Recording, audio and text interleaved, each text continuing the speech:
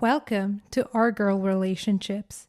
On this channel, we discuss day-to-day problems people face in their lives. Let's start with the video. My husband and I have always enjoyed joking around the table about all the times people looked at our family and assumed we were either babysitting others' kids or sat around and felt too awkward to ask if our little ones were adopted.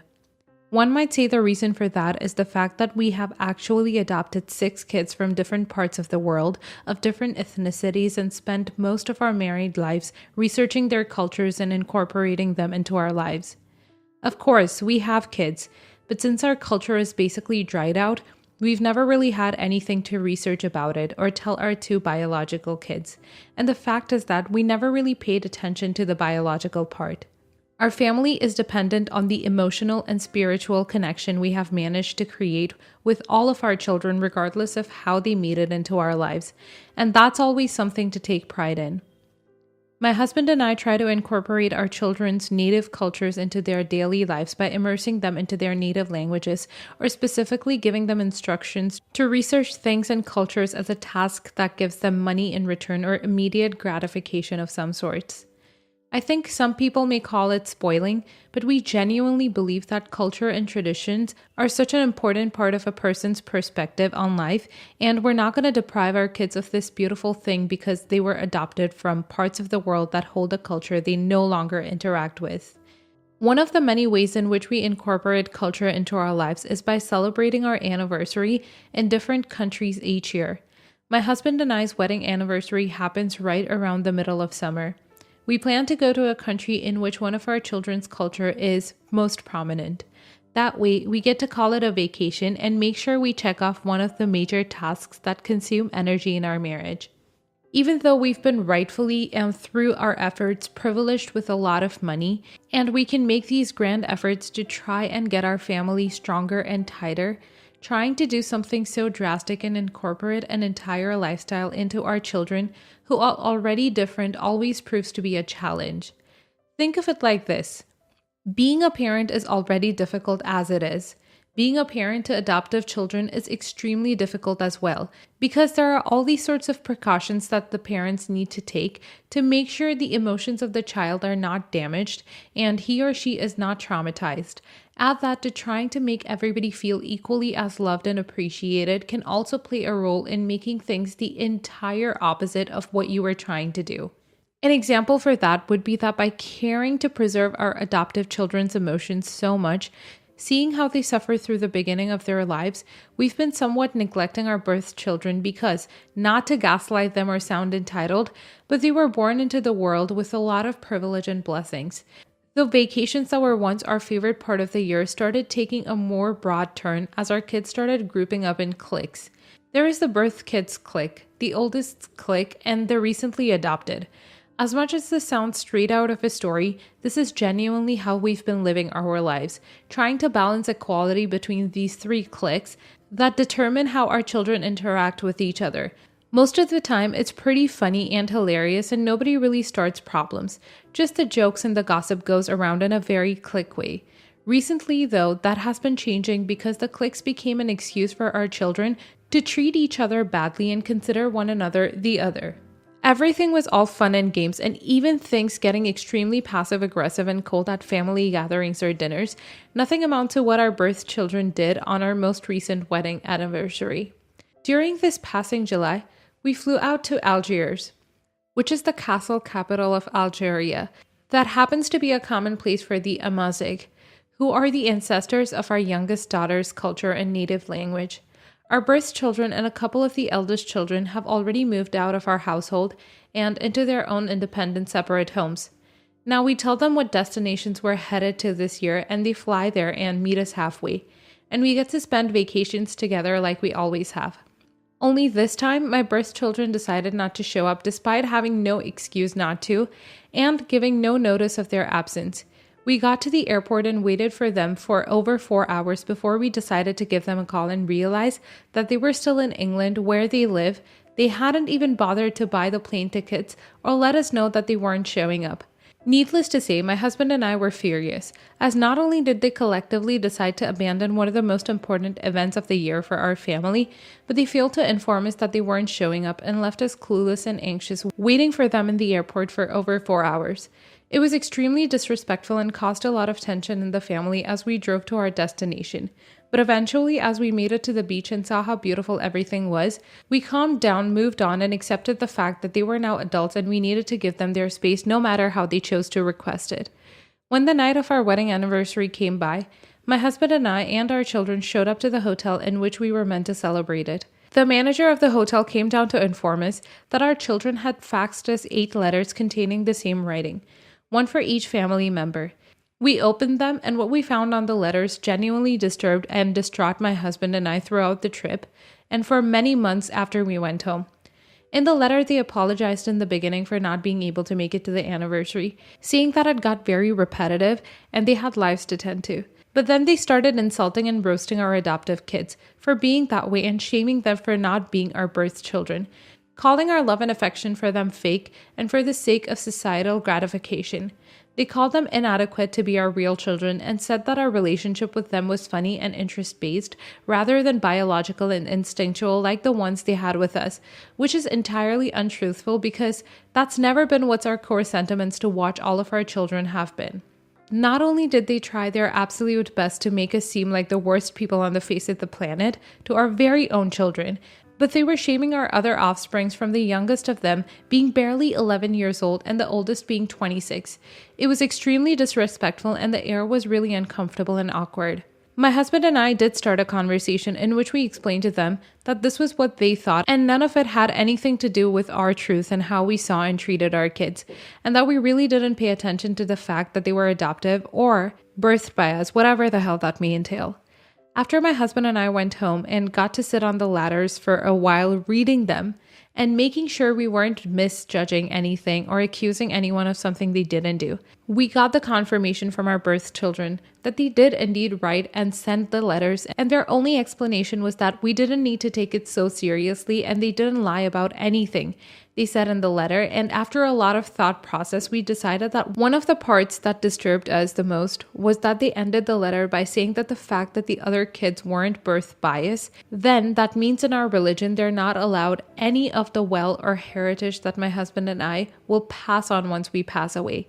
The fact that they had taken the time of their day to ponder upon the idea of our death and entertain it, and come out of the conclusion that only they would be benefiting from it by taking all of our wealth to themselves, disgusted us to an irreversible point, in which we decided that we would be cutting off both of them from our wealth and making sure to start their parts equally on everybody else. We have never sat down to talk about our will, as we don't like to entertain negative ideas, but not only did these letters make us do something we've never done in our marriage, they also made us cut off our children from our will and basically stop talking to them and addressing them in the loving, caring, and equalizing tone that we always did. Now we make sure to let them feel the difference in the way we treat them, not because they are our birth or not our birth children, but because their behavior exhibited something we had never taught them and would never be proud of them for acting on. We are still very disappointed, to say the least, but at the end of the day, I think this is genuinely the best decision we can amount to, and they've had to learn how to make their own living without relying on our death to provide for themselves, nor insulting other people, and especially not their own sisters and brothers to get some little upgrading in the quality of life. This just goes to show that sometimes the influence that ego and the world around us has on kids and their thought process is a lot greater than the efforts every parent puts into raising their kid. You seem like great people, and your birth kids learned the worst possible moral from every story and lesson you've taught them. Good on you for making the right decision. Not the a-hole, they had it coming. They must have known that insulting their siblings like that, as well as making you seem like bad people, would get them bad feedback. Being cut off from the will is the least you could have done, but that just further proves how kind-hearted y'all are. Wow, not the a-hole obviously, but it warms my heart that there are good people who will use their privileges to do the right thing and make a difference in the world. Your birth kids grew up to be the opposite of what you taught them and how they behaved around them and how you behaved around them, and they deserved what they got. Next story. A 13-year-old kid from the neighborhood comes over to our house quite regularly.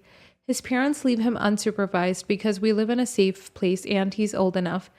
This is just to say that they mostly have no clue what their kid gets up to while out to play. My kid wanted to play BB gun target practice with him, so I set up the target where we usually practice shooting bows and BBs. We've never had a problem before because we practice. We gave the neighbor's kid a thorough lesson on gun safety, such as pointing down range, seeing when the range is hot and when the range is cold, and shooting at the target. My kid is a strict rule follower, having been to a real gun range with a stickler for safety, and so he was really rigid about teaching gun safety to his friend. I watched for a while and they were doing good, and I went inside to get drinks and water. I realized this was a mistake. It was bad judgment on my part. I should have stayed unsupervised. Edit. I live in Colorado, an unincorporated area where mountain lions and other big game like bobcats roam. Children under 18 are allowed to wander around unsupervised with long guns. I know it's crazy for lots of you, and this is not the place for debating whether or not this is right, especially considering all the shootings that happen, especially in this state. BB guns are illegal here, and a lot of kids will be roaming the streets with BB guns. And I prevented them from going there. The kid and my kid were the only ones who wanted to play BB guns. I was not the one who wanted them to play with it. I also did not buy them for them. They were bought by another adult. I simply set them up to stay in our yard and shoot at a target rather than going into the wild. I know I might still be the a-hole. BB gun is also not technically a firearm because it doesn't use explosions to shoot. I know that's a technicality, but it seems like most people are upset about the gun issue, not the damage issue. I know it's a moral issue as well. The neighbor's kid ended up acting like a wild cowboy and shooting up into the air like a Western movie, while my son told him to stop. He caused damage to our other neighbor's windows. A third neighbor fixes doors and windows for a living, and he took 2 months to fix it because of the supply chain issue. But when it was time, he kindly put down the money to get it done quickly without waiting for compensation from us, trusting us to get him back. Then he sent us the bill and asked for the neighbor's kid's parents' email address, assuming we would split it. When we sent them the bill, they said they would absolutely not pay for it because they didn't consent to their kid playing with BB guns.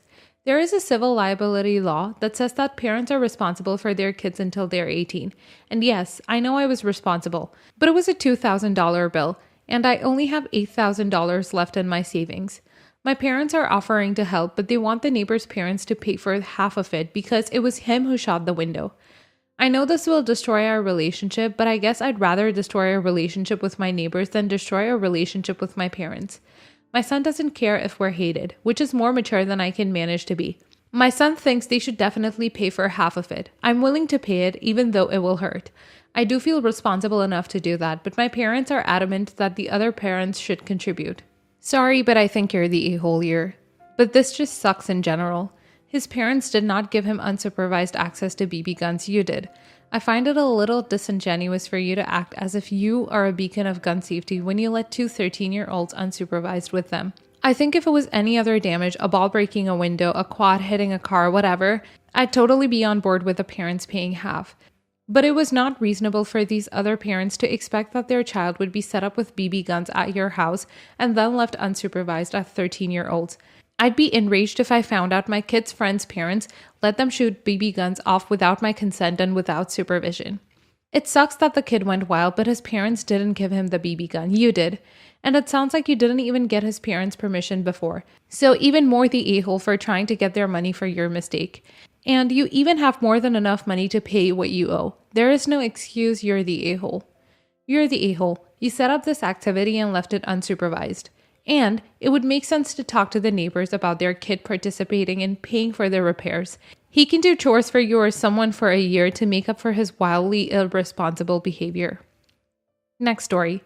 My brother and sister-in-law are going to her families for Christmas, so my husband and I saw them on Sunday.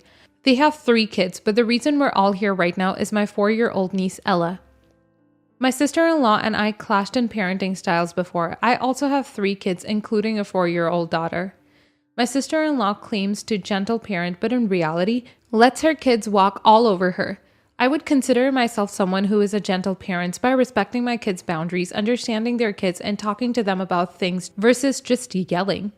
But I also have boundaries for them. They can't just barge into the bathroom when I go. I'm allowed personal space, and the main reason we're here right now, I don't let them eat off my plate. I'll happily make them their own, but I'd rather not teach them the entitlement of nibbling off others' plates. Perfectly fine if others let their kids do it, I don't. We were at a restaurant together and Ella ended up sitting next to me. What I found interesting was that my sister-in-law didn't order for Ella, rather said she'll just eat off my plate. Not my circus, not my monkey, so I went on with our meal. When the food came, sister-in-law did give Ella about half her meal, which seemed to satisfy her for the moment, but she soon started saying, I don't like it. And so my brother gave her some of his. She took a few bites and wasn't pleased. Without asking, she was taking food off her siblings' plates and they didn't look happy but said nothing. Then she turned to me and went to grab some of my pasta. I quickly moved my plate and said no thank you. She looked upset and said she wanted to try. I said I was hungry and didn't feel like sharing. She got up and I assumed she was going to her mother, but instead tried to grab food from my children, who all turned her down. Ella almost went to the next table to see what they had to eat, and I gently guided her back to ours.